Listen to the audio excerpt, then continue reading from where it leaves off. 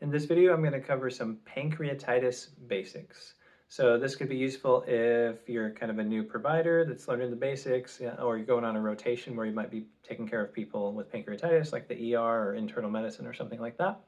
Or if you're studying for a test and you want to just at least know the basics, I'll kind of hit some of those things too.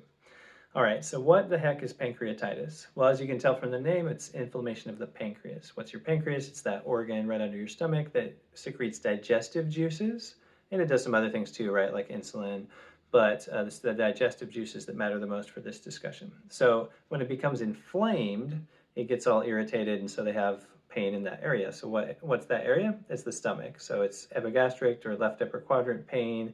It can cause pain in the surrounding areas too, like maybe radiate into the back or whatever. So that's what it is. Now, if it gets really serious, it can cause complications that require surgery or cause inflammation and damage to surrounding tissues or to the whole body, but most of the time that's not the case.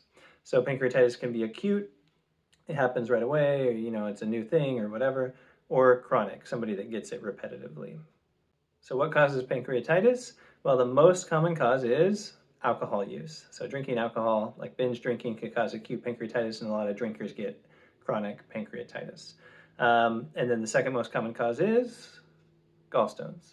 So if the stones from the gallbladder get into the wrong pipe, then the wrong duct, then they can cause inflammation of the pancreas by blocking the outflow of those digestive juices from the pancreas. So then they get backed up and cause all this damage and inflammation. So just look at a little diagram of like the biliary tree and how that's related to the pancreatic duct, but they all drain into, I think, the duodenum altogether through the ampulla of Vater. So that's why that can happen. All right, so other things can cause pancreatitis too, but they're all a lot less common. Some medications or drugs, and really high triglycerides. If you have super high triglycerides, that can cause pancreatitis. So what kind of tests to do on a patient with pancreatitis is actually what I was going to say. So if you're in the ER, for example, that's usually where someone will present with acute pancreatitis, so they might go see their family practice doctor or whatever. But basically, the tests we use, lipase is the main one. So you know what lipase is, it's a digestive enzyme for fat, but that's the main test we look at for pancreatitis. They used to say amylase, but amylase also comes from your salivary glands, so it's not as good. So we basically just use lipase nowadays. You get other basic labs like a CBC and a complete metabolic panel to get some more information. And that CMP will also help you know if the gallbladder is involved in some way. And then do you need imaging? The answer is usually no. But if you think that they have cholecystitis or gallstones or choledocholithiasis, meaning the gallstone causing the pancreatitis, then yes. Or if you think they have a serious complication, like a surgical complication, then yes. That's when you would do imaging. For the gallbladder, it's mainly the ultrasound, though a CT scan can be useful.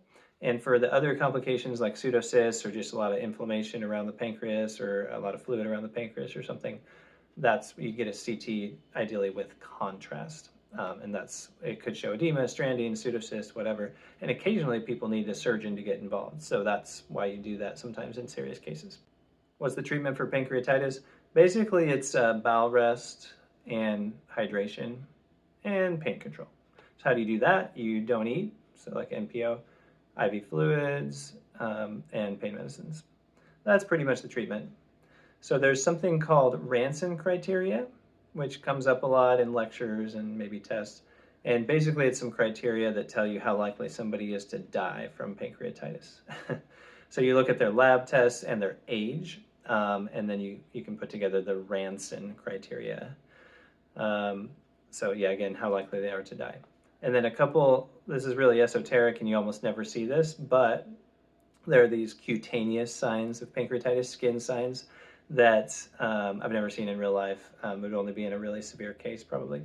So it's from the hemorrhage. If there's like internal bleeding, you can have these, what's called Cullen's sign or Gray-Turner's sign. So how do you remember Cullen's sign? Think of Edward Cullen, the vampire from Twilight.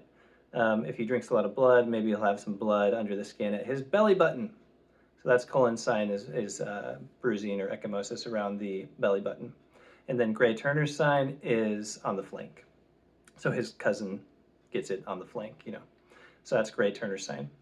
So that's pretty much a rundown of pancreatitis in terms of what it is and how we test and treat and what causes it. Hopefully that's helpful. Should be helpful for test prep if you're just understanding a condition, or for your class, or for the real world. That's pretty much what you need to know at just beginner level if you're in the ER or inpatient or something like that. All right, I'll catch you next time.